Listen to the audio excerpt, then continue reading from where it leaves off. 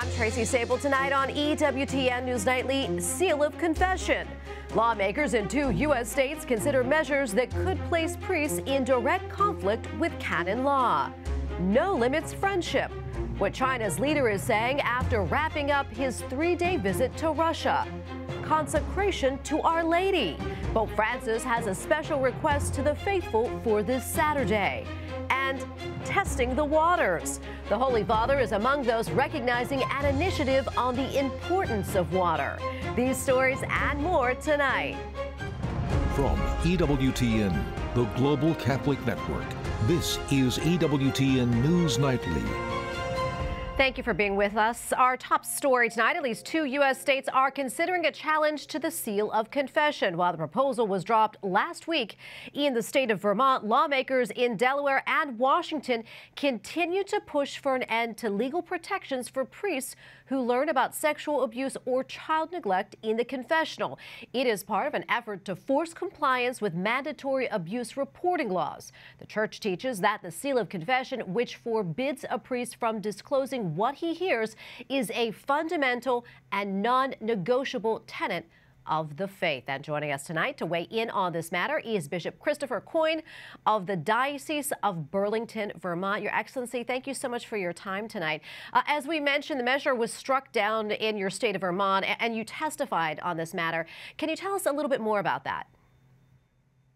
Well, the testimony took place in the Judiciary Subcommittee of the Senate, and after testimony from myself and others, they decided to table the law for this year, pending more information, more discussion, more education. There was some misinformation in terms of from the point from which they were coming. There was a claim that only 33 states in the United States had a carve-out for seal of confession. That's really not true. The only state that does have anything like that, that does not allow for the seal of confession, is Texas. But that's because it's it's removed all privilege, even attorney-client. But the other states all have protection. They just don't. The other 17 don't just come right out and say it. So it was good testimony. We primarily focused on the celebration of confession as an act of worship. And you said it was tabled in Vermont. Does that mean this can be brought up again? It can. We have a 2-year legislative session, and it can be tabled for one session, and then the next year when it starts up again, it can be brought forward.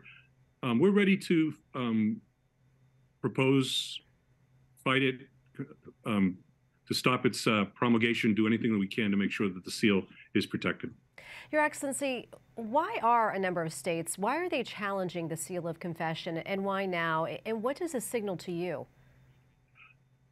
I don't know where this is coming from.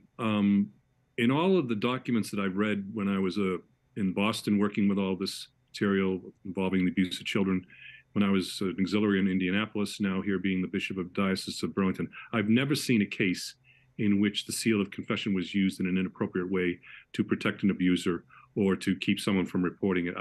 I'm not quite sure where this is coming from. I mean, I could conject all kinds of different reasons in terms of action against the Catholic Church because of some of our other proposals, retaliation, whatever it may be. Senator Sears here in Burlington, who proposed it, has always been a longtime proponent of the protection of children, even before 2002. And so I'd like to think that he's working from a good place and has good motives for doing so. But again, I'm not quite sure what they're trying to get at, because it doesn't seem to be able to accomplish anything, even if they were to remove the seal of confession privilege. Yeah, and can you talk to us about, what's at stake here for priests? Well, I don't think anything's at stake in the sense of no priest is going to violate his duties to maintain the sacred seal of the confession. Someone asked me, in terms of working with the press, they said, well, that's because they'll be excommunicated. And I said, no, it's not because they're worried about punishment. It's just, we wouldn't do it. It's just inherent. You just would never break the seal. And no state agency has the right to force us to do so. I've even gotten to the point now where I'm questioning the whole idea of being mandatory reporters. Yes, we did it because we should be, in terms of reporting any kind of abuse of a child by any of our agencies or agents. Also, if we see it and all that, and we should be doing that. But go ahead. I'm sorry. Oh, no, continue. Okay. It gets to the point of what is our status within the state? We're not licensed by the states like teachers, like attorneys. like counselors or anybody else. We're private citizens who are simply just exercising our worship, our faith.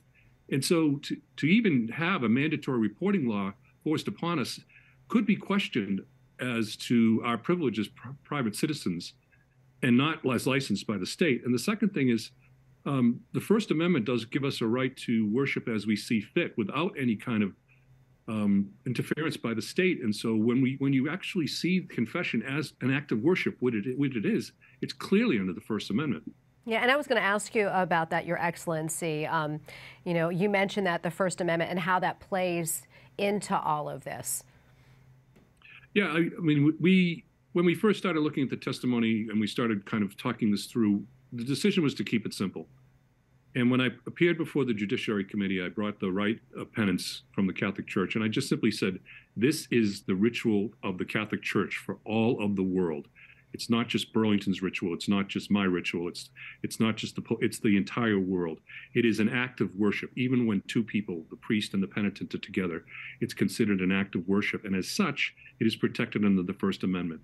And when I was asked by one of the senators, he said, would your priests abide by a law that was passed? And I just looked at him and said, every priest has a sacred duty to maintain the seal of confession, period. Well, Your Excellency, thank you so much for weighing in on all of this for us. We really appreciate it. We're going to continue to follow this. You're welcome. God bless. God bless. President Joe Biden only listed one item on his public schedule today, holding a reception for Women's History Month. But ever since Roe v. Wade was overturned, he has demanded it be restored. At the same time, his administration is ripping into former Vice President Mike Pence for his pro-life stance. White House correspondent Owen Jensen reports.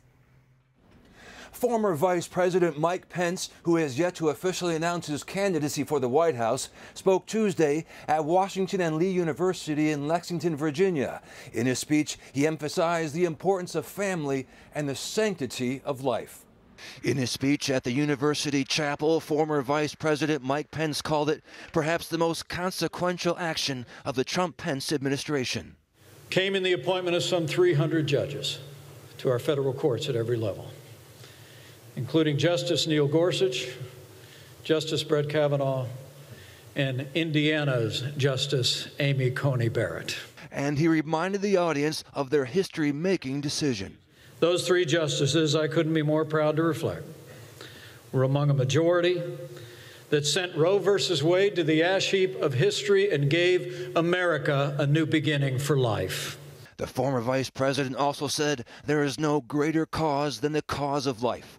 He pushed for advancing adoption reform and for helping women facing crisis pregnancies, adding the Democrat Party position supports taxpayer funding of abortion all the way up to the moment of birth. The Biden administration took a shot at the former vice president, writing, Mike Pence and congressional Republicans are flat wrong about banning abortion, adding he advocated for a national abortion ban. Separately, religious freedom. In the briefing room Tuesday, I asked National Security Council spokesman John Kirby about Nicaragua. Would the Biden administration have any message for the Ortega regime that continues to persecute Catholics in that country? We have been clear and consistent with nations all over the world about the importance of religious freedom and proper human rights and civil rights for not only their citizens, but certainly for ours as they travel abroad. But I don't have any more specific on that. Just last month, prominent Catholic Bishop Rolando Alvarez was sentenced to 26 years behind bars in Nicaragua on trumped-up charges and stripped of his citizenship. Meanwhile, tomorrow, President Biden heads to Canada. He'll be meeting with Prime Minister Justin Trudeau, and on Friday, he'll address the Canadian Parliament. At the White House, Owen Jensen, EWTN News Nightly. Fresh off their three-day policy retreat, House Republicans are back on Capitol Hill. GOP leadership says that they are off to a good start to the new Congress, but there are several big-ticket items that remain on their wish list. Capitol Hill correspondent Eric Rosales gives us a rundown of what to expect. House Republicans say that their main order of business is to stop the runaway spending by the Biden administration. They say the recent bank failures are the result of all that spending. House Speaker Kevin McCarthy says that he's not backing down. Why are we having a banking crisis? Because government spent too much and created inflation. So should I ignore it? Should we do exactly what the president's saying and just lift the debt ceiling and create more inflation and more banking problems? I mean, this should be a wake-up call to everybody. Treasury Secretary Janet Yellen says Congress must act to raise the debt limit by mid-June to avoid a default. House Minority Leader Hakeem Jeffries tweeted, the GOP strategy doesn't reflect what American families want. Quote, we remain focused on building an economy from the middle out and the ground up. Meanwhile, extreme MAGA Republicans continue to put politics over people. Republicans hope to get bipartisan support for their major education initiative, the Parents' Bill of Rights. It's due on the House floor this week. One of its authors, Congressman Burgess Owens of Utah, says the U.S. education system is failing children and must be reformed by partnering with parents. This is what's happening throughout our country, and it's a national security issue. These children that are not growing up to think, to produce, to be proud of who they are, will impact the rest of our society. The House is also expected to pass a major energy bill next week. It's designed to boost fossil fuel production on federal lands and urges President Biden to restart the Keystone XL pipeline. It's unclear President Biden will sign it. House Majority Leader Steve Scalise says Republicans are keeping their campaign promises. This Congress is off to a really good start. We're working hard on addressing all the problems that families are facing and following through on the promises we made in the commitment to America. So there's been a lot of really good work done. There's been a lot of big successes, and the best is yet to come. Speaker McCarthy says that he is willing to meet with President Biden about the debt ceiling and to talk about the budget. But so far, no meeting has been scheduled. At the Capitol, Eric Rosales, EWTN News Nightly. Lawmakers in Wyoming have approved a measure to restrict girls' sports to biological females. The measure applies to all competition from 7th through 12th grades. Nearly 20 other states have similar legislation in place. China's leader has wrapped up his 3-day trip to Russia, saying it was one of friendship, cooperation, and peace.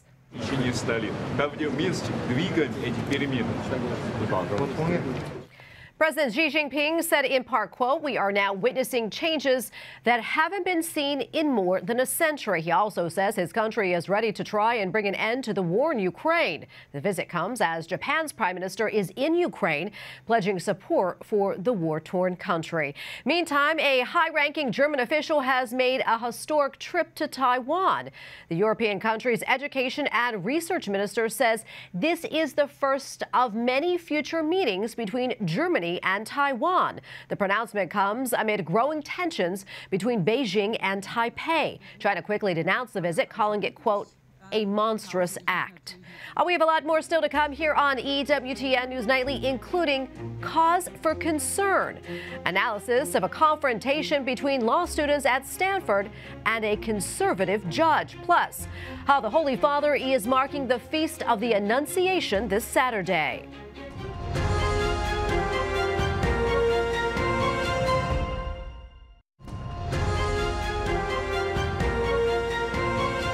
From the seal of confession to issues of free speech on college campuses, the First Amendment and what it protects is a hot topic.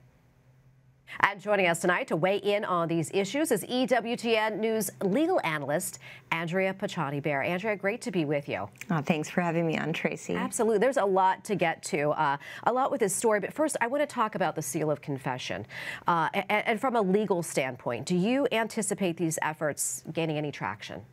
You know, I think anti-Catholic bigotry always gains traction in certain circles, but we do have protection for the seal of confession, especially the Constitution's protection of religious freedom is the supreme law of the land, and I don't anticipate there being any way to breach that privilege that's been historic in any of these efforts. Yeah, and this could really, really put priests in a tough situation right here. You're absolutely right. And we as Catholics, we need to be committed to root out abuse of any form, and pushing back against these efforts is in no way diminishing the need that we all have as a community, as a church, to make sure to protect the vulnerable, especially children.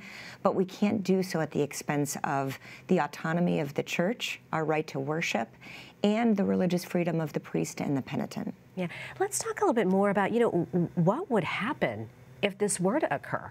Well, I think we've heard from a lot of leading churchmen in the country that priests are not going to break the seal. They risk excommunication if they do so. So instead, we're going to have the government pursuing priests, getting into what was said in the confessional, fining them, or even threatening imprisonment. That isn't going to address the root cause of problems of abuse. And Tracy, I'm really concerned that it might have unintended consequences where abusers aren't going to take that necessary first step to confront their offenses, and it may make the victims vulnerable if they can't find a place in which they can find accompaniment, support, encouragement, and take their own first steps in protecting their dignity and their autonomy from abuse. Andrea, where do you see this going? You know, I'm hoping that it goes nowhere. I'm hoping that lawmakers realize that this is just asking for lawsuits in our federal courts. If they do insist and persist in trying to breach the seal of confession through these laws, I think that religious freedom lawyers are going to be lining up to support priests, archdioceses, dioceses, and the church in general in order to defend our right to religious freedom. And at the same time, we continue to push forward to prevention, training, and any kind of assistance that we can give to law enforcement when instances of abuse do occur. I want to pivot here. I want to talk about an incident that happened at Stanford University where a conservative judge was asked to speak, and it got really disruptive. Yes, Tracy, this is really a shameful event. I went to Stanford Law School. I was president of the student body for 2 of my 3 years there. And like you mentioned, Fifth Circuit Judge Kyle Duncan was invited by a student group to talk about the relationship between his court and the Supreme Court before he could even get out his remarks. He was met with ugly protests, slurs, incredible aggression. And when he asked for an administrator to come and settle the kids down, that administrator, the dean of diversity at Stanford Law School, went into a 6-minute prepared speech where she confronted him and said that he should be ashamed of his life's work. Now, Judge Duncan, before getting onto the bench, was an accomplished religious freedom advocate, representing groups like Hobby Lobby before the Supreme Court. This was a great opportunity for students, regardless of their opinions, to listen to an accomplished lawyer and judge, and they shut him down. Almost out of time, Andrea, but this is not the first time we've seen this display at a law school. What do you think is happening? You know, I think that elite universities and law schools are where our future leaders come from, and it's very important that administrators and students, this was only a portion of the students at Stanford Law, push back and say that our country's tradition of free speech needs to be respected both by the government and by non-state actors, peers, and we should really look to the Supreme Court that's going to be looking at some of these key free speech issues just this term as giving us guidance of the value and history behind free speech. We're going to leave it right there. Andrea, thank you so much for coming on. Always appreciate it. Thanks, Tracy. Up next on EWTN News Nightly, consecration to Mary. The Holy Father makes a request of the faithful for an event over the weekend. Plus, Pope Francis reminds the faithful to practice what we preach. We'll explain.